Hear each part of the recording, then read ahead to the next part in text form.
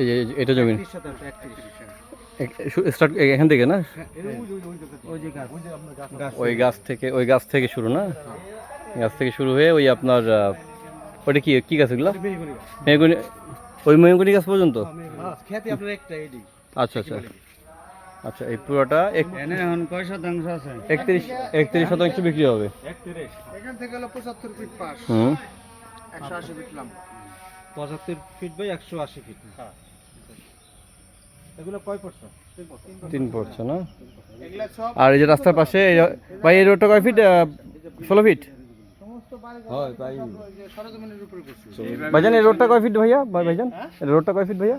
Root এগুলা তো 12 fit minimum, 12 ফিটের উপরে আছে। হুম হুম, এই জায়গা তো 14-15 ফিট। ওই দিকটা আপনি এটা তো সরকারি রোড, তাই না? হ্যাঁ, সরকারি। এগুলা একদম কভারেজের মধ্যে দিয়ে চলে যাবে।